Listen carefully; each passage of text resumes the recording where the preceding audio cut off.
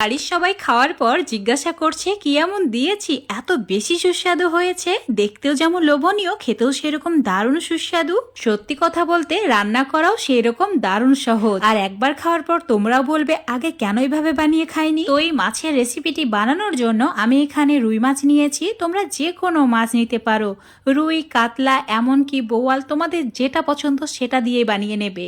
তো এখানে পরিমাণ মতো মাছ নিয়ে ভালো করে ধুয়ে পরিষ্কার করে জল ঝরিয়ে নিয়েছি। একটা বাটির মধ্যে নিয়ে নুন, হলুদ আর লঙ্কা গুঁড়ো ভালো করে মাখিয়ে রেখে দিলাম। এদিকে দুটি মিডিয়াম সাইজের পেঁয়াজ নিয়েছি। পেঁয়াজগুলো দুই টুকরো করে কেটে নিয়ে ঠিক এইভাবে কেটে নিতে হবে, একদম পাতলা পাতলা করে কেটে নেবে। আর এখানে পেঁয়াজের পরিমাণটা মাছের পরিমাণ অনুযায়ী কম বেশি করে নিতে পারো। এবার চুলোর ওপর একটা কড়াই বা এরকম পাত্র নিয়ে নিতে হবে, তাতে দিয়ে দিতে হবে তেল। তো 3 থেকে 4 টেবিল চামচ মতো তেল দিয়েছি। তেলটা গরম হয়ে গেলে তারপর মশলা মাখা মাছগুলোকে অ্যাড করে দিতে হবে, তাতে মাছটা কড়াইয়ের নিচে লেগে যাবে না। এখন এই মাছগুলো হালকা করে ভেজে নিতে হবে। এই রেসিপির জন্য মাছটা কড়া করে ভাজা যাবে না, একদম 2 পিঠ উল্টে পাল্টে হালকা করে ভাজতে হবে, মানে 2 উল্টে দিয়ে যাতে হয়ে যায়। তো একটা সাইড 2 মিনিট মতো ভেজে নিয়েছি হাই ফ্লেমে, তারপর উল্টে দিয়ে অপর সাইডটা আবারও 2 মিনিট মতো ভেজে নিয়েছি। এখন তেল ঝরিয়ে একটা প্লেটের মধ্যে মাছগুলোকে তুলে নিচ্ছি। আর বাকি রান্নাটা এই তেল দিয়েই করে নেব, তাই তোমরা চাইলে একবারই তেলটা দিয়ে দিতে পারো। আর যদি কম তেল দিয়ে মাছ ভেজে থাকো তাহলে অবশ্যই একটু তেলটা বাড়িয়ে নেবে। তো মাছের পিসগুলো তুলে নেওয়ার পর ওই তেলের মধ্যেই দিয়ে দিচ্ছি হাফ চামচ গোটা জিরে, একটি শুকনো লঙ্কার অর্ধেক, আর দিয়েছি 1 ইঞ্চ মতো দারচিনি। লালচে করে ভেজে নিতে হবে, তারপর কেটে রাখা পেঁয়াজের টুকরোগুলো অ্যাড করে দিতে হবে।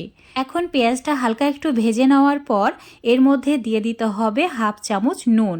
অবশ্যই এই সময় একটু নুন দেবে, তাহলে পেঁয়াজটা অল্প সময়ে একদম খুব সুন্দরভাবে মুচমুচে হয়ে যাবে।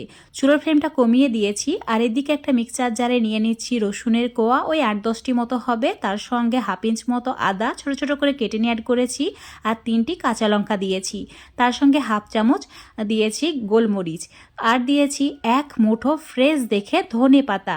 অবশ্যই এখানে একদম ফ্রেশ দেখে 1 মুঠি ধনে পাতা লাগবে। আর ভালো করে পরিষ্কার করে ধুয়ে নিয়েছিলাম। এবার দিয়ে দিতে হবে সামান্য পরিমাণে জল, আর একদম ভালো করে পেস্ট করে নিতে হবে। এটা এখন সাইডে রেখে দিচ্ছি। আর এদিকে দেখো পেঁয়াজটা একদম লালচে কালার হয়ে গেছে।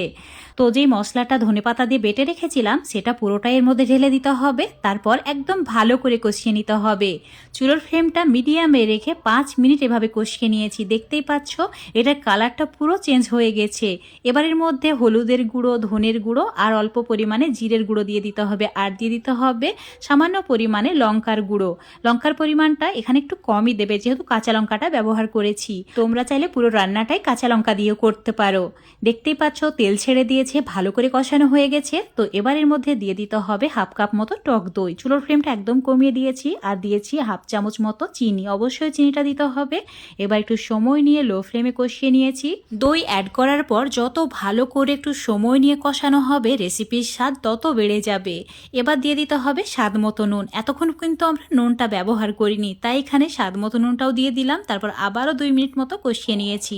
দেখতেই পাচ্ছ উপরে একদম তেলটা ভেসে উঠেছে। তো এবার দিয়ে দিতে হবে জল। আর এখানে 1.5 গ্লাস মতো জল দিয়েছে। ভালো করে মিশিয়ে নিয়ে গ্রেভিটা ফুটে আসা পর্যন্ত অপেক্ষা করতে হবে। এভাবে ফুটতে শুরু করলেই ভেজে রাখা মাছগুলোকে দিয়ে দিতে হবে। মাছগুলো অ্যাড করে দেওয়ার পর চুলোর ফ্লেমটা মিডিয়াম টু লো করে রাখতে হবে, মানে হাই ফ্লেমে রান্না করা যাবে না। তো ঢাকা দিয়ে 8 মিনিট মতো রান্না করে নিয়েছি। দেখতেই পাচ্ছ দারুণ একটা কালার এসেছে, আর সেরকম ঘর একদম সুগন্ধে ভরে উঠেছে। আর একটা মজার বিষয় হচ্ছে দুপুরে খাওয়ার জন্য কাউকে ডাকতে হয়নি, আগে থেকেই খাবার টেবিলে সবাই বসেছিল। সত্যি বন্ধুরা দারুণ লাগে এইভাবে মাছ রান্না করলে। তো তোমরাও একবার ট্রাই করে দেখবে। যদি তোমাদের ভালো লেগে থাকে অবশ্যই লাইক, শেয়ার, কমেন্ট করে দেবে। আর রেসিপিটি ফেসবুক পেজ থেকে দেখলে পেজটিকে ফলো করে নেবে, ইউটিউব থেকে দেখলে চ্যানেলটিকে সাবস্ক্রাইব করে রাখবে আরও এরকম রেসিপিগুলো পাওয়ার জন্য।